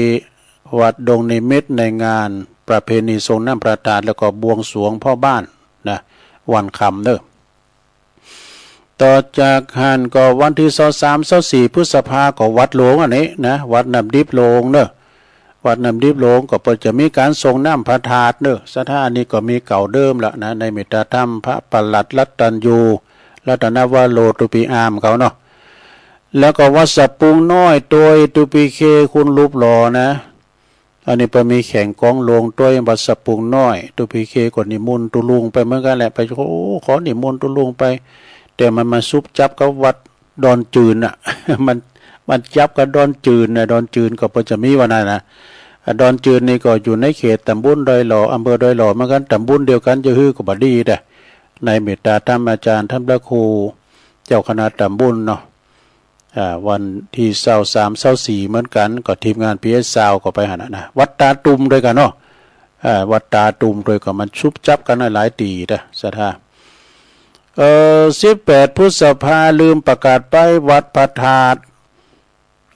ทรงน้ำพระธาตุวัดหอมบุญเนอะวัดหอมบุญมีซอด้วยฮะดูมีซอวันคำหลวงพ่อมณิตถาวโลนะประจะมีงานบุญใหญ่เนอะพระอยู่ละแวกไก่เคงก็ไปกันเนอะที่วัดของหลวงพ่อมานิถาวโรวัดมีโชคหอมบุญวัดใหม่มีโชคหอมบุญเพิ่นจะมีซอวันคำไปทรงน้ำพระธาตุพระจะไปปูจุมปูจาพระจะไปเปิดโรงทานไปหับตาลช้างก็ดีก็เจิญก็ได้เนอะที่วัดมีโชควัดใหม่มีโชคหอมบุญของหลวงปู่มานิตเนอะ19 พฤษภาก็ไก่มาแล้วทรงน้ำพระธาตุวัดดอยแดนเนอะดอยแดนตำบลเหล่ายาวอำเภอบ้านโฮงอันนี้ฝากประกาศมาโดยปอดุลปาติคำนะตุลุงประกาศนะครับเด้อนะประกาศแล้วเนาะ19 เพิ่นมีหลายอย่างมีลิเกมีลำวงมีเปตองต้องมีหลายอย่างเด้อไปผอไปกอยไปแอวไปแหวงกันได้เนอะที่วัดดอยแดนนะแล้วก็แถมตีหนึ่งก็จะมีปุ่นนะเอาไก่อยู่เนาะ11 มิถุนาก็ที่วัดพระทรงน้ำพระธาตุครูบาอุ่นเมืองคู่ในสโกวัดมงคลวรารามหลวงเคอกวาวเนาะในเมตตาธรรมอาจารย์ท่านพระอาจารย์นครปัญญาทโลวันที่11 มิถุนาไกอยู่แล้วก็วันที่13-14 มิถุนาก่องานส่งน้ำพระธาตุประจำปีที่วัดตุนพึงเนอะตำบลหนองหลองในเมตตาธรรมอาจารย์ท่านพระมหาธีรพันธ์ธีรกิติปริญธรรม9 ประโยคเจ้าคณะตำบลหนองหลองเจ้าวัดตุนพึง13-14 มิถุนาพุ่นเนาะแล้วก็28 ก็สุดท้ายปุ่นที่วัดวังสะแกงเนาะตุปีแสวงยังไกลอยู่ก็ประกาศเนาะโอ้ล่ำเลยเวลามาก็ล่ำเลยเวลามาถ้าว่าไม่ได้ประกาศอันใดก็ขอสุมาอภัยวัดพระธาตุด้วยหล่อเนี่ยบอกฮู้วันทีเบิ่นได้ท่านอาจารย์ตุปีมาร์กส่งไลน์มาเด้อวันที่สังนะกองงานเลขาส่งมาให้ตุลุงครับก่อนนี้ก็5 วัน 5 คืนกันเด้อปีนี้เพิ่นจะมีซอไอ้คำอันเนี่ยวังคำป่อมมาอยู่ไกลอันนี้ได้ถูกผมก็ฮะปีบันน้อง คำอันวังคำป้อมจะมาซอนะมีซอหลายตีหลายต่างนะแล้วก็มีอีเกมีมวยก็มีหลายตีแล้วแต่ละวัดแต่ละวาเนาะกำลังเปิดมือถือนี่เด้อต่อยนั่นมานานเฮอนะมีหลายตีหลายต่างวันที่23-24นี่ก็มีจัดหลายตีแต่ก็ตกหล่นไปตอนใดก็สุมาอภัยกับครูบาอาจารย์เนาะคอยเลียบเลงทำกรรมหนึ่งไม่ได้เข้ารายการเมื่อเนาะนะแต่ว่าตกหล่นไปก็คอยว่ากันมือถือนี่ก็มานานเฮอเนาะสตากำลังเปิดนี่นะก็จะตักตังลายก่อน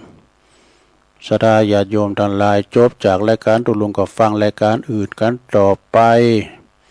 ตัวลุงก็จะไปผิววัดผิวว่าวันนี้จะมีเป็กตุเจ้า3 ตุนเดี๋ยวก็เริ่มมาแรงบ่ายนี่นะตุเจ้าพอจะมาเป็กอยู่ยาวตุนหนึ่ง2 ตุนนะก็เก่าวัน10 วันนี่กะนะหาคูณโบสถ์ก่อนหน่อยไปอยากไปก่อนในโบสถ์กำ 4 กำ 5 กำ 10ก็มีนะประเด็นนี้ก็กำ 1ก็มีกำ 3ก็มีก็คอยปิ้นคอยไปกันตุ๊ขอความกันลังเข้ามานี่เนาะก็จะปักนี่ก็เนก็มีชมรมสกายตัว เปิ้นตักมาตั้งลายเนาะไม่หลงสายฝนจันทร์กุลนะเด้อพี่น้องหลายปิ้งน้องผักขาวฟังตลอดเด้อไอ้นะแล้วก็โยมยุพินหอมมาลาพี่น้อยฟังจากบ้านแม่หยวกบ้านแม่หยวกนี่ก็หน้าศาลากลางเด้อหน้าศาลากลางต่อจากหันก็แม่ครูธัญญาทองอิ่มกศนเด้อโอ้อันนี้ประหลงสุเมธอินตะแก้ว ไหวสาแก่เก่าฟังอยู่เน้อนะเจริญปอนเน้อประหลงเน้อนี่เพิ่นฟังอยู่ปุ้นสันกำแพงพุ่นนะวัดมณฑาทิพย์58นะแม่ครูเกษณีชัยเทพแล้วก็อันนี้จากน้องหานสันทรายนะฟังอยู่อุ้ยสาวคุ้มตะวันจากเมืองวะพุ่นเน้อลงเหนือบุญส่งจากลำปางไหวสานะครับเด้อแม่กนกพิษชัยนาจากห้วยงูในเด้อเมืองฝางเนี่ยก็ฟังอยู่บรรจงกันท่าวงปีไอไตโหนำดิบเนอเด้อฟังอยู่โอ้เมตตาธรรมอาจารย์พระอาจารย์สมเพชรปัญญาโนเด้อวัดป่าไผ่บ่อทองเด้อก็ฟังอยู่ไหวสานะครับเด้อแม่สรินทิพย์บุญเลิศนี่ก็จากกรุงเทพฟังกันอยู่นะจบการตักตังลายนี่สะท่าต่อไปจะเปิดสายนะสะท่าโทรเข้ามาในเบอร์0899556506นี่มีก่อสะท่าญาติโยมนะโทรกันเข้ามาในวันนี้ก็สะท่าญาติโยมทั้งหลายฟังนำฟังธรรมกันไปวันพุธในตรุงจะเสาะธรรมบรรยายมาหือสะท่าได้ฟังกันเด้อเนาะเจริญปอนเจ้ากับไอ้สาเจ้าตุลุงยองนะเจ้าเดินเตะวิ่งผ่านไปแล้วนะเจ้าทานที่เตะตามเขา49ก่อนปีนี้มี2เตือนนะเจ้าเดินเขาปีนจำคำนะเจ้าพระพุทธเจ้าเพิ่นอดข้าว49วันเพิ่นเสวยวันเดินเตะวิ่งของนางสุชาดาถวายพระมทุปญาติปีในมีเตือนหนึ่งนะเจ้าให้ทำอนุโมทนาตัวเองนะเจ้าสาธุสาธุเข้ามัตถุปายาตเนาะเจริญปอนกับนมัสการโอ้ไวสาครับสายบุญกันสายบุญกันด้วยความคิดถึงเนาะครับความเคารพโดยขอบคุณที่ประกาศข่าวสารงานบุญเด้อเชิญชวนพี่น้องศรัทธาบ้านไกลบ้านไกลบ้านเหนือบ้านใต้ต่างตำบลต่างอำเภอมาทำบุญร่วมกันส่งน้ำพระธาตุ18ของวัดใหม่มีโจกวันที่16งานนี่มีซองฟังตึงวันทั้งวันเลยแล้ววันที่16ก็ผมกลางๆจะ18บ่ได้ลืมไปครับ16วันศีลนะวันเดือนดาวครับเดี๋ยวกันเน้อบัดตักก็เดี๋ยวว่าบัดสบายกายนะถ้าก็ไปตั้งวัดบ่ให้เงินได้ตั้งพระครูอีหลันสถานที่เปิดเคยฟังเขาโอ้กันเนาะตัวลุงวางนี่ยังไม่ได้ยินเสียงโอ้เปิดเทปไปจะได้ยินจะได้แม่เนาะเอาไปวัดพระครูหิรันสุภาธดาเมื่อวันเดือน8เป็นลุงเจ้าคณะตำบลแต่ว่ากับพระกับอาจารย์สมเพชรคู่กันเห็นน้อยก็ใจดีนะเนาะสุขภาพแข็งแรงดีอยู่นอกครับเตียวมออยู่นี่เอาลูกมออยู่ก็ตามดูไปเซอร์ไพรส์ดำหัวปีไม้ข้างอยู่ครับที่ว่าจะไปวันที่10เราก็จะมีการประชุมของคณะกรรมการสถาบันเฮานี่แอมครับก็เลยต้องเลื่อนรวบแห่ก่อนกราบนมัสการและขอเคารพนะครับโอ้ไหวสาหลวงพ่อมันนิดเด้อเจริญปอนไหวสาครับโอ้อันนี้ปอธนัทปอธนัทชัดเจนดีครับหงเป้าสียินดีเลิกก่อนไม่รู้ว่าตบบ้างไม่หอมตบบ้างครับผมฟังกันหลายเนาะยินดีก็ปอธนัทเด้อครับผมไม่จ่าครับสาธุนี่ก็ฟังกันตลอดเนาะเจริญปอนโอ้ไวสาว่าหลวงพ่ออาจารย์เน้นหลักเนาะนิมนต์เลยครับนิมนต์เลยฟังธรรมก็ม่วนเนาะวันนี้ได้มีโอกาสได้ฟังธรรมจากญาณโคนแล้วก็ได้ขอเป็นกำลังใจหลวงลุงเสมอนะครับผมครับกับไว้ครับขอบคุณมาตักตาอีกก็ปลอดใจแล้วเนาะเขาก็ฟังเปิ้นน่ะเขาก็ฟังอาจารย์นี่แหละเจริญปอนโอ้ไว้สาครับหลวงพ่อเจ ศาลเจ้าหมดเวลาแล้วเหลือ2 นาทีไม่อยู่รายการไม่อยู่เอาก่อนสักหน่อยละเอาก่อนนิดหน่อยละก่อนอายุวันโนสุขังพระลาสาธุ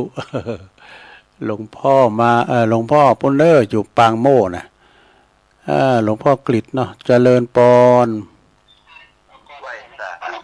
โอ้ไวสาอาจารย์สมเพชรครับปัญญาโนป่าไผ่บ่อท่องมาแล้วไวสาครับครับลุงขอบคุณนักดีอนุรักษ์ติดทำเมืองไว้เลยตามทุกปีนะครับผมมีไผ่มีตุลุงกับตุลุงแรงครับตุลุงแรงเนี่ยโอ้บนเตะทำโมนกันตุลุงก็เตะทำน้องของตุลุงก็หมดครับตุลุงบอกว่าทำกำยองไหน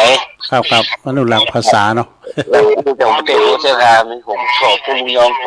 นี่นะครับโดยอนุรักษ์ไว้เขาทำเมืองแหละฟังง่ายเข้าใจง่ายแม่นแต่ก็